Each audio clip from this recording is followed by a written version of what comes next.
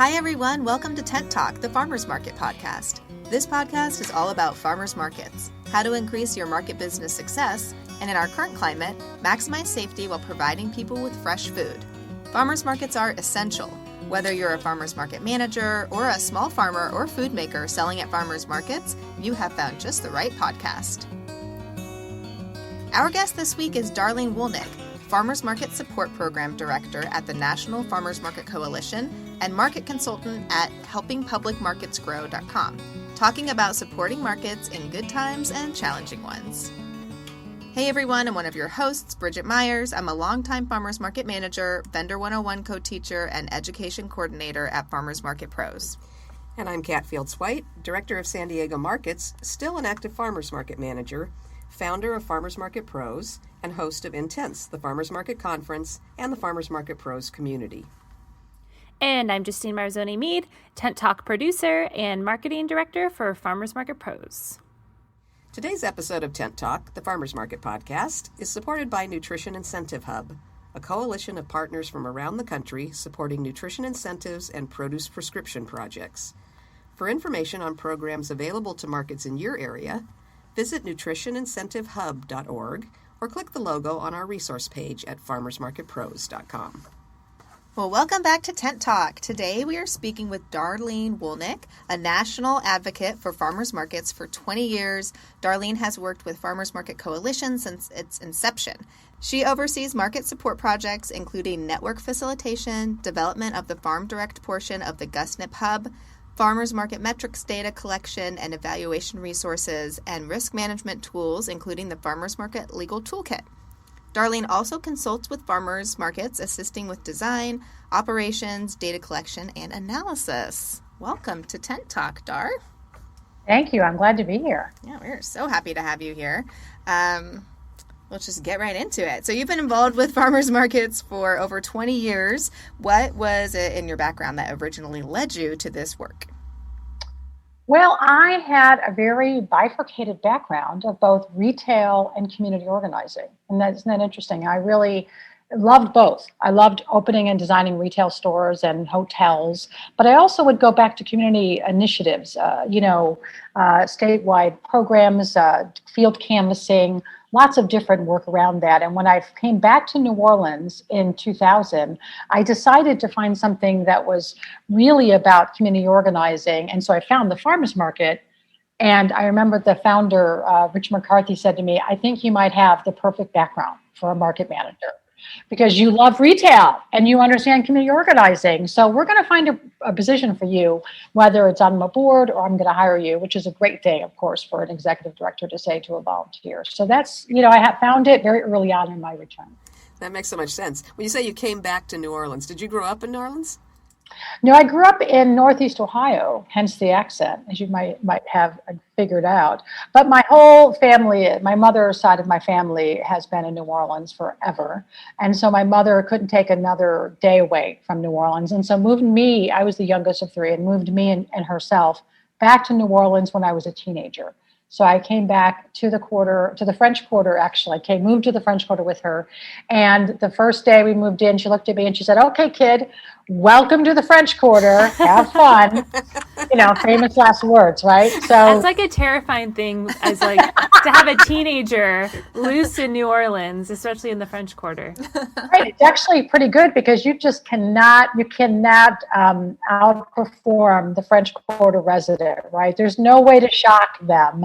So it actually probably kept me in good, I probably was a lot more in control than I would have been back in the Midwest. But I love them both. But I definitely feel like New Orleans is home. And my mom still lives a few blocks from me in the French Quarter, actually. Oh, that's nice. Oh, that's nice. Nice to live close to your mother. It is. As I know. So do you spend a lot of time in Vermont then? From what I remember? Yeah, Vermont. I'm like, Vermont. sorry. Like, why would that be? How did that? Yes, tell us about those two cultures and how they go together, please. Well, the farmers market gave me Vermont, right? I met some of the wonderful Vermont food system people around 2010. at the Community Food Security Coalition meeting in New Orleans, actually. And they invited me to keynote the direct marketing conference next year. And they were just so, of course, so incredibly wonderful. And I loved them all. And I feel like the DIY nature of both New Orleans and Vermont are very similar. Even obviously New Orleans is as urban as it gets, and Vermont is as rural as it gets. But it's been such a great thing to watch how they, both kind of food obsessed and producer obsessed, entrepreneurial, both at both places. But of course, that's about all they have in common. And so I end up spending some of my time in the summer up there. And I hope to be, doing long-term camping on land up there, friends' land up there sometime soon every summer. And I still do a lot of consulting for NOFA Vermont. So I'm always in the mix up there just as much as I am down here. That's great. And of course, NOFA's where the toolkit comes from, so it makes sense to spend time up there. But it does make a little more sense to me, and I can get my head around it a little bit easier hearing that it's usually summer when you're up there, because talk about extremes of climate from New Orleans to Vermont. Woo. Summer in New Orleans is sweaty. Yeah. And winter in Vermont is chilly. Snowy. Got it. Well, that makes more sense now. It sounds like you have the balance. You have a good best of both worlds situation happening. That's right. I think so. Yeah. I think so. Yeah. So today we're going to talk about some crisis management stuff, because we're going to talk about the Farmers Market Legal Toolkit and a bunch of that stuff. But this isn't your first rodeo, the pandemic, in terms of crisis management, because you were in New Orleans during Hurricane Katrina, right? Yes, I was actually running the markets. I was at the time, the deputy director of Market Umbrella, and was actually running the market that Saturday before the levees broke on Monday morning, Sunday night. And my staff was away. My market manager had the week off. She was away. And so I was actually the person on the ground. And I remember that, what's always interesting about when the hurricanes come is you go around and you, of course, ask the farmers and the harvesters and the fishermen what they think. And for the first time, I remember that all of them were concerned, which is, never a good sign. And the fishermen were specifically concerned about the landfall, where it was going to make landfall, the size of it. So, of course, I was actually watching the map pretty closely, right? It's because I was about to run a market on Saturday morning. And by Friday night, you could see that the size of the storm was going to affect part of our region. It's interesting. When I closed the market around 10:30 that morning, I had actually told the market vendors they could leave early, and typically none of them did, because I didn't make it explicit. So they were like, "Well, we'll just stick around until you tell us we can go," which is so hilarious. And then finally, I said at 10:30, please go, because of course they were going to get caught up in the exodus, trying to leave town. And I remember, saying goodbye to some of them and thinking, oh my God, I wonder who it's going to hit, not realizing it was us, the city of New Orleans, that it was going to do the most damage to, as well as the Gulf Coast of Mississippi. So that was sort of a stunning thing. And of course, it was that was the first disaster. And then of course we had the BP oil spill in 2010. And then we had the floods around Louisiana. And of course, this has now become the typical world that markets around the country face all the time. We were maybe one of the first ones to go through the magnitude of it, but now it's happening all the time, everywhere. So we definitely learned a lot about disaster in New Orleans, and it definitely helped me a little bit in terms of the pandemic. And mostly, the biggest thing it taught us was how long recovery is, how long it is. It's not quick, and you can't rush it. And also that you have 9 years, right, to get back from Katrina. That's exactly right. And we just literally gave up the last 20%, right? Like we've never gone. There's no returning to the normal. There's none of that. You cannot go back to the old. We still 100,000 people have never returned to this region.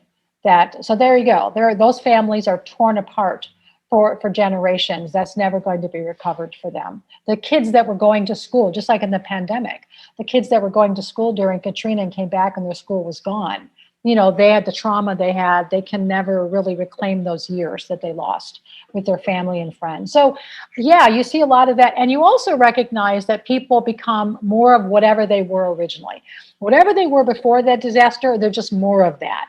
If they're a helper, they become a super helper. If they're critical, they criticize everything. If they, whatever it is. And we definitely brought that into this. And I would also say that as soon as market leaders started to reach out to me around the pandemic, I was listening because I heard them. They were getting the feel of what was on the ground right then. And I do remember that too, that the grassroots people in New Orleans and every other disaster we see, there's really an early group of people who get what's happening. And for us, it was certainly the market leaders and some of the state and network leaders who told us exactly what they expected to be happening during the pandemic. So we're kind of ready because of that. Yeah, you kind of already answered my next question, but just some of the, the salient points you learned in that experience and ways that you kind of implemented that this year working with Farmers Market Coalition to help market managers and market staff go through what we've been experiencing with COVID. Yeah, the one thing that the USDA has credited me with a couple times now is a pushback a little bit on the word resilience. We're talking a lot about resilience and how resilient were food systems, how resilient are farmers markets. And what I've said to many of them, and they are very open to hearing this, is you can't measure resilience yet. What was happening in 2020 was just gut work, right? Just get out there and use every resource you had available to your organization, spend it all down, get it going, and then we'll look back once we're through this and we'll see where we are. And that's what's going to happen this year or maybe even next year, right? That's when we start to assess how resilient we are, is when we start looking at who actually recovers after recovery, after this moment. And we really have pushed a lot on that because we don't want people to say, how did they do? How did they do? How are they doing? That's a really big issue. Yeah, we hear people, customers and maybe some vendors and things that say that, now that we're past the pandemic, it's like, whoa. Yeah. We're not past the pandemic. I don't feel like it at all. Yeah. Slow your roll. I mean, we haven't even really figured out, like, I'm sure a lot of markets are figuring out how much money they've spent the last year or, how it really has impacted sales or, we're still in this kind of like triage. Exactly. We're not even near the recovery point yet. Yeah. And finding all those farmers and vendors that haven't come back to the market that are still like out there, like where are they? I don't feel like that is wrapped up at all. And some of them won't be back. So I think it's interesting there to hear you say that you don't actually fully recover back to normal. You may develop a new normal, but we definitely have farmers and vendors that have gone out of business or that were, a few years away from retirement and decided I'm out. This year has been 3 years worth of work. And so I'm done now. Yeah. I'm going to retire now. And so I think I don't think we've realized yet how much won't ever come back. Yeah, that's right. And of course we lost at this point almost 600,000 Americans, and we know what the health issues were for our farmers and producers already, most of them working without any safety net, without any health care. So some of them have lost each other, lost many of them, and then others are going to have long-term problems with health issues. And so, that's going to be a big issue too. But you're right, we just moved very quickly into a lot of early retirement for a lot of anchor vendors, especially in markets. And as we know, we also expect to see a significant number of market managers, unfortunately, leave the position. And we know it's sort of a revolving door, which we'd like to change at FMC. But we also know that this year has been, of course, as you all well know, a year unlike any other to be out there in the public. And we have heard some, terrible stories. And we certainly have heard a lot of market leaders say they just aren't going to come back. Yeah, not what we signed up for. We didn't sign up to be in healthcare or critical response. We didn't know that's what this job entailed, but our job is weird. And if it was over, if it was in the past, I feel like those market managers would say, okay, it's done, so I'll just continue, and now I'm back to my old job, which clearly it doesn't feel like your old job anymore, and it's not back to that. Yeah, that old job doesn't exist. Yeah, exactly. Yeah. Wow. Well, you have your fingers in so many different projects, and Kat put in our outline that you are the queen of data. She is the queen of data. It's amazing. Is an amazing title. So you've been involved in the Farmers Market Legal Toolkit and a lot of what the Farmers Market Coalition does. So do you have like a favorite child among all your projects, or like a specific thing that when you're working on it that really is just your main joy? I think it's hilarious to think about that, because I can't say a favorite child. I'm not a mother. I don't have to pretend I don't have a favorite child, which we all know they do. But I think as much as the legal toolkit is an incredible resource, I'm so very, very, very proud of that. But I give the Vermont Law School Center for Agriculture and Food Systems much of the credit for why it's so fantastic. They are really the energy behind what we do on that project. For me, it's probably the measurement work, not just farmers market metrics, the software that we have at FMC, but I've been working on figuring out the culture of data collection for farmers markets for almost an entire 20 years, because that was really started at Market Umbrella by its founder, Richard McCarthy, who came up with these ideas of creating ways to measure social capital and human capital and ecological capital and many other really interesting little models of how to measure. And he put me in charge of that work. And then when I left Market Umbrella, he very graciously said, take all the resources you think you can use at the national level and use them. And so I brought a lot of them to FMC, and I've been able to continue that really exciting work around how to make sure that whatever we give markets, it's exactly what they need, and it really does increase their capacity without decreasing their joy or the transactions of the market or market day activity. And so it's definitely what I'm most known for, and I definitely love it. I definitely love to work on it. So I guess I am queen of data. Yeah, you really are. She is the queen of data. It's amazing. And I think you've done some farmers market managers and farmers, for that matter, are a little bit resistant to the idea that they should be collecting data. It just sounds so like not the analog kind of life that they've got going. But I think you've really helped in the work that you've done at FMC in terms of market metrics by doing things like, if you collect this data, you can turn it into this fun illustration.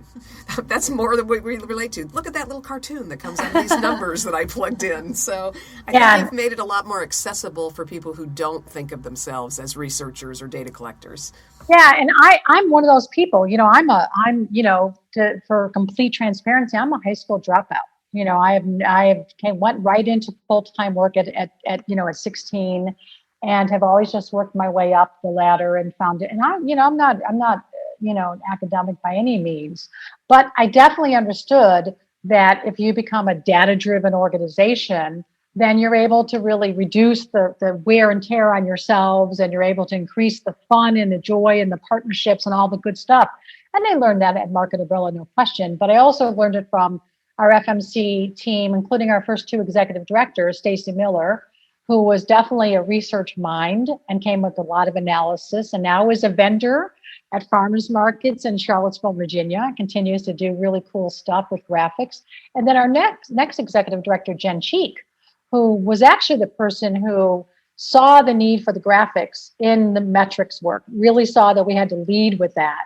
And she and I helped develop that part of it. And absolutely, I definitely give her a lot of credit, because I wouldn't have put those two things together as well as she did. And as you can see through the National Farmers Market Week, we do everything else.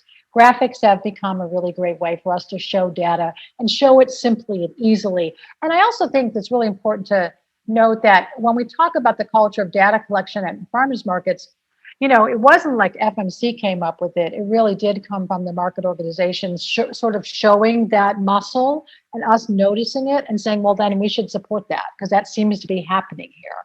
So we try to lead but not too far out in front, right? So we definitely heard the measurement chatter and tried to find ways to help it without saying, here's how you should do it, or here's the answers. And sort of that's a great little community organizing skill I like to use, because I don't want to be too far ahead of what markets actually need. No, I think you do a nice job of aggregating what other organizations are doing and then systemizing it, so especially the really smaller organizations can still take advantage of those things because you give them an easy path to follow to accumulate the information and then to disperse it. Yeah, and that makes sense that you're letting like the markets drive the collection, because then like even just in my mind, I'm thinking about all the stuff that we do on site at the market. I'm like, how the heck are we supposed to be gathering data too? But if it's the markets that are already found methodologies that work and the Farmers Market Coalition is just spreading that information, then you know that it's possible for market staff to do it. So yeah, I mean, just give us like one little example. I'm just trying to think of like a way that could actually be done, but like one way that data is collected at the market. Yeah, I'll give you two of my personal favorites. One is that in small markets, when you're trying to count how many people are entering the market, what we call the visitor count, it's very difficult for someone to be stationed at every entrance and count everybody. And so for small we've markets, been doing that all year. right? Now we can do it. Right. But again, this has been an interesting year for that. We've used a sticker count, which is to literally hand out, we tell the shoppers, we're going to ask you to put on a sticker today, and we're going to count how many stickers we give out that day. And it's going to be cool. Like markets are like making stickers that say, you count at our market, and the name. I know, great ideas like that. And we did it. We actually tested it at a very busy market in Vermont last summer, and it was hilarious because we didn't have enough counters to do it the other way. And it worked. We literally just like walk around sticking stickers at everybody, pre-pandemic, and 2 years ago. And then the other thing is that we saw at Athens, Ohio, which was some years ago, which was somebody took an old iPhone and literally taped it to a light pole and recorded the entire market day, and then gave it to researchers and said, look at, what do you see there? And, I know you all know, you can see things like the clustering of where shoppers remain, when the busy time of the day is, how vendors set up, what kind of dynamics were going on in the early part of the day. You could see flow, you could start to count, you could freeze frame it and count by quadrant, just like festivals do. That's a really simple way to utilize technology. And again, just a market that thought of it and used it and brought in researchers to do all that. And then, of course, I always think people underestimate the excitement of our market users to be surveyed. I think I have found, as I have surveyed shoppers all over the country at markets, every time I say, do you have a minute for your farmers market? Yes is the answer. They get what we're asking. We want your input. This is a two-way street. And so I find the visitor survey to be a lot easier than people make it out to be. So I think those are some of the things we've seen people do, and keeping it short, just asking a couple questions. Don't ask 30 questions. So that's what some of the technology, there's definitely a lot of technology coming, and some of it's going to be low, kind of low tech, and some of it's high tech. And we're going to see what we can do with seeing how many of those tech things will answer. But I think a lot of it is just this really simple stuff of finding ways to count, people, or count how many products you have in the market on a certain day, or, seeing how many what's your percentage of farm vendors on any day. These are really simple little metrics that actually are really meaningful to a lot of your audiences. Wow. I like the sticker idea. That's so simple, but yeah, we had talked about doing it with wristbands, but the stickers would be even faster. Yeah. Those wristbands. Yeah. And the one advice I give you, of course, in most situations, in visitor counts, we don't count children. We usually are just counting, people that can that can pay for something. So you better have stickers for kids on sticker day, because they will walk up demanding a sticker, and you're like, oh, wait, I forgot. We'll give them lollipops. Ah, smart. Yeah. Pro tip. We'll put that in the next newsletter. Remember the other colored sticker for the kids. Yeah. Right? So the other big project you do is the toolkit. Do you have things that you've seen in terms of responses from managers and things that would give you an idea of what the most valuable pieces of the toolkit are? Yeah, that's a great question. And the toolkit is, what are we at now? 6 years of development of that thing. We've gotten a few different rounds of funding to do it.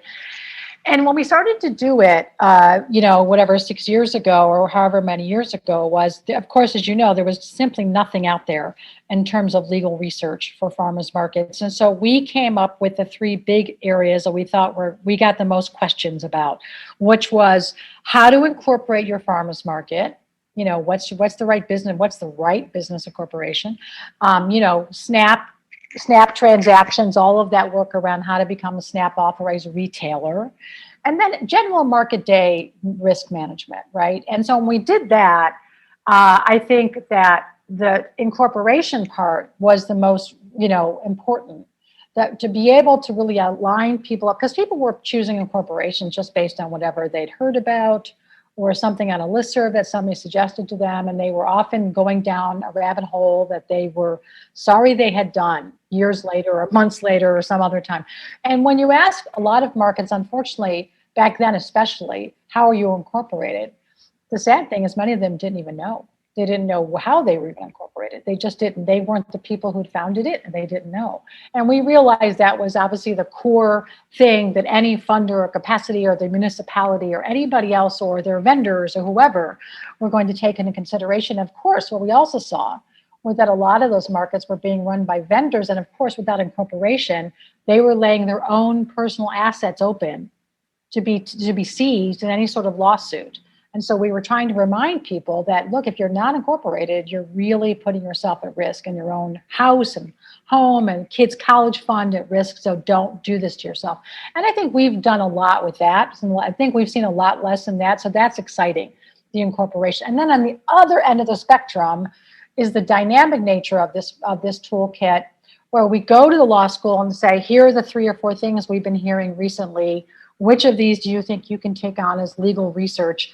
And they come up with really great and timely stuff. And of course, the free speech work that they did was just phenomenal. That work around how to really assess how you can handle, different kinds of speech at your market was brilliant work on their part. And they just really heard us.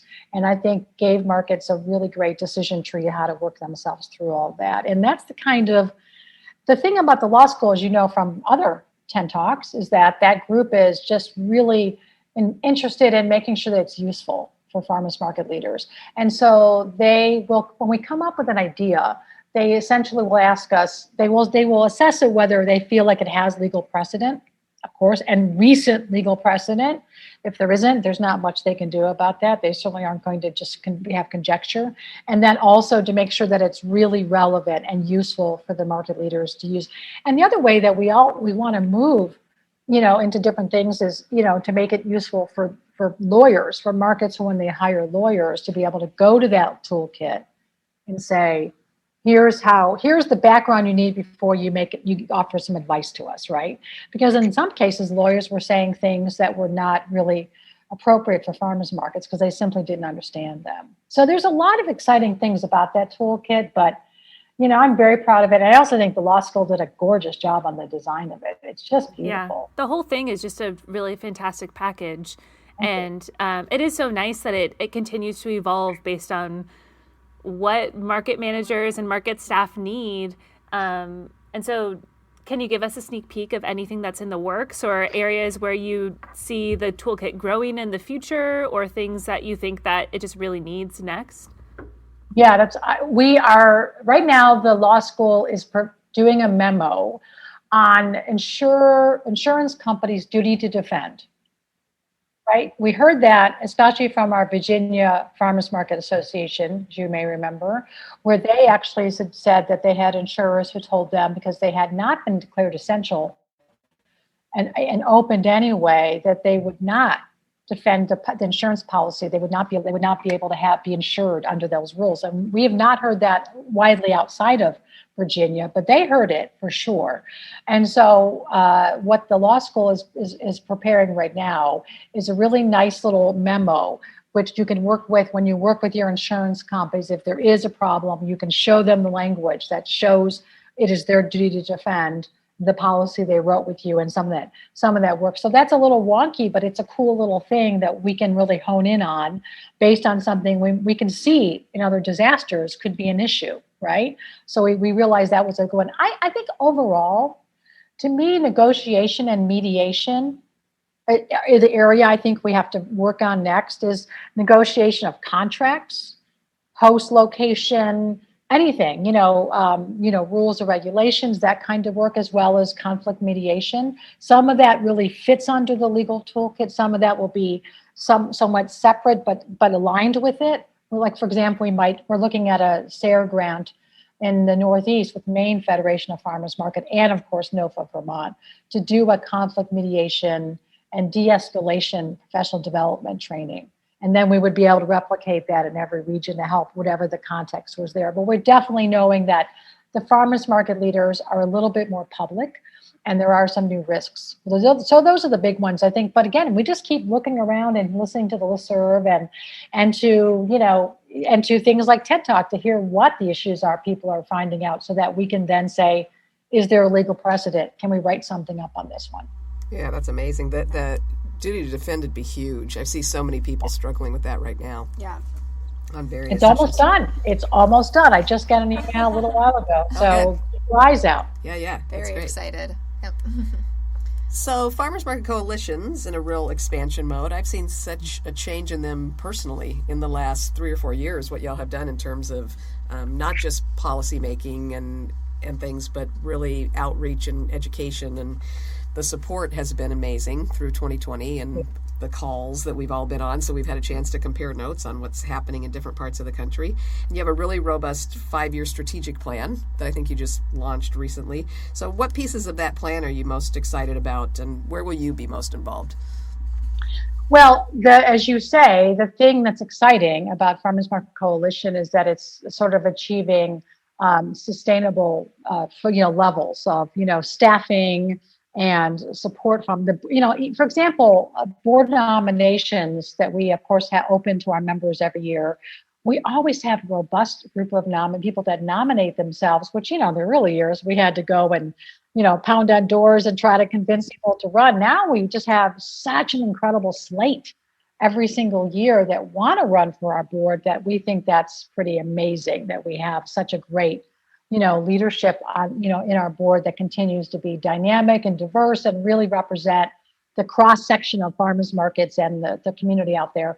And it's, in the strategic plan, I think our executive director, Ben Feldman, has done, and he's such a great job with the strategic plan. He is someone who loves that work and loves that kind of organizational development. So we're very lucky to have him at the helm during this, moment, because he's really into it.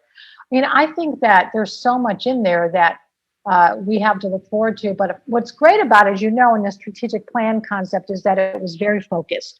It actually was more focused, and it focused FMC more closely than it had originally. It really says, our member said to us, we think you represent farmers market operators. That's the thing you do that's unique to farmers markets. So focus on farmers market organizations rather than all the other pieces of farmers markets, because there are other entities that do those other things.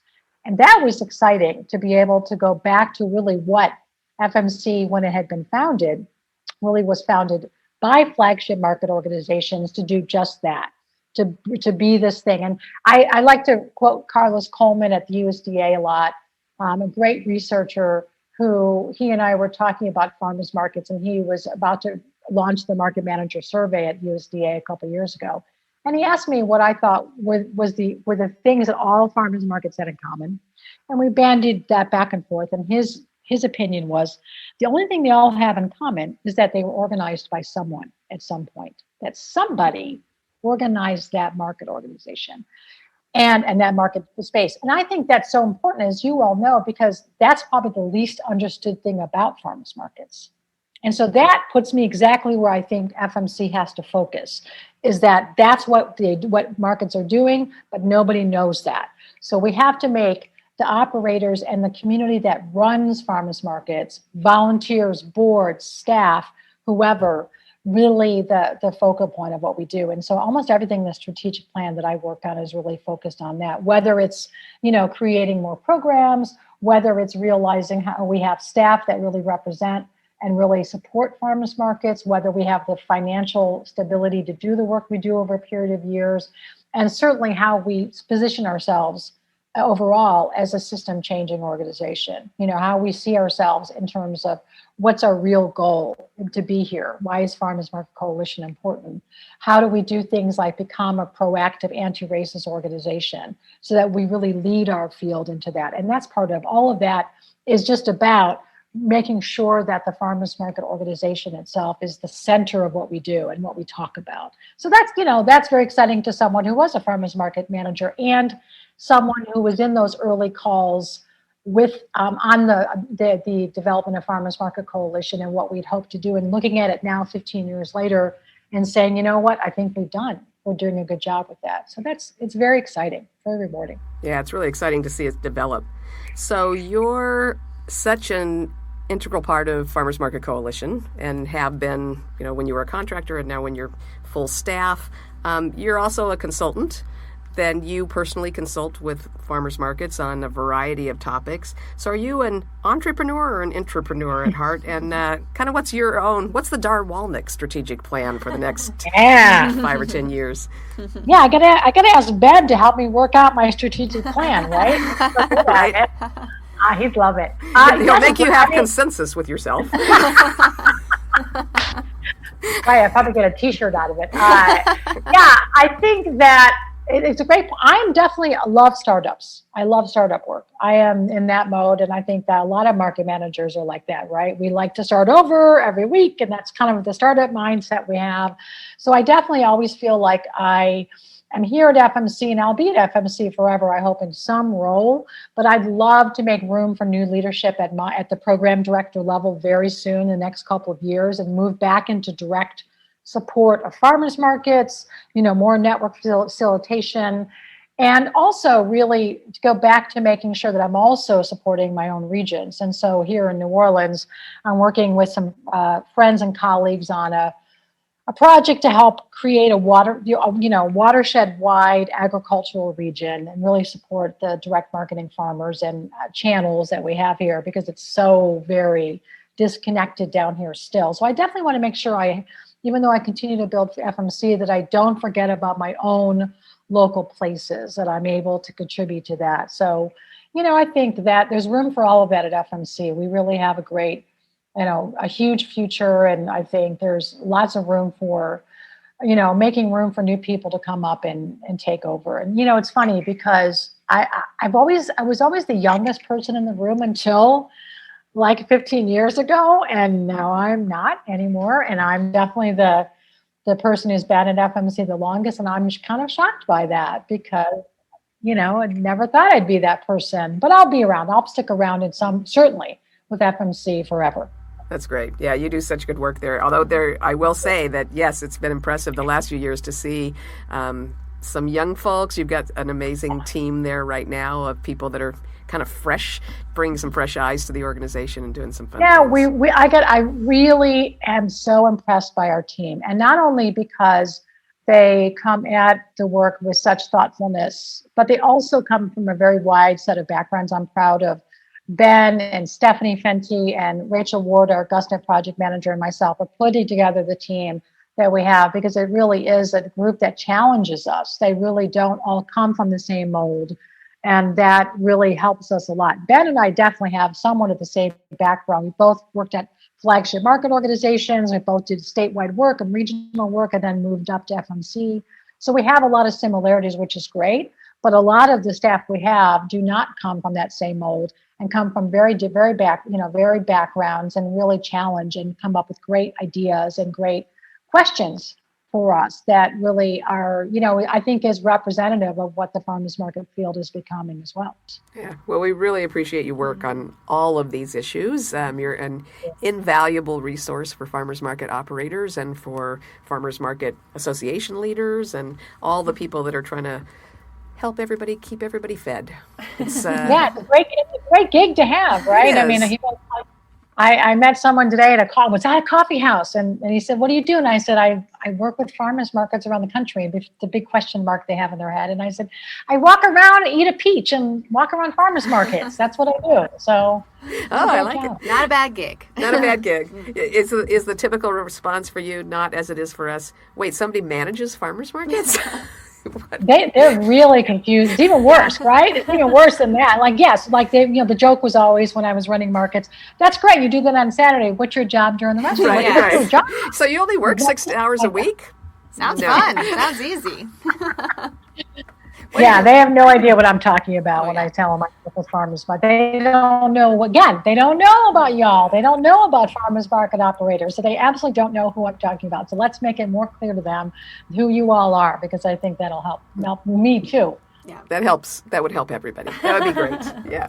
Help everyone.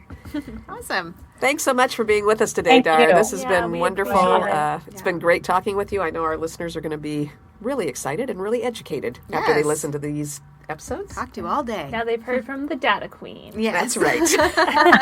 I can see that headline for Justine's little I'm social like media writing blurb the now. episode description Crown, right now. the crown on Dar's head. That's right. Maybe like I like to be a data wizard or something. Data wizard. Okay. All That right. works too. Yeah. No monarchy. Like that. Yeah, there's no yeah. monarchy here. Wizard is good. I like it. Awesome. Well, thanks so much, Dar. Thanks for being with us. Talk to you soon. Thank you. Talk to you soon. Bye. We're going to wave now on Zoom. Thanks for listening to Tent Talk today.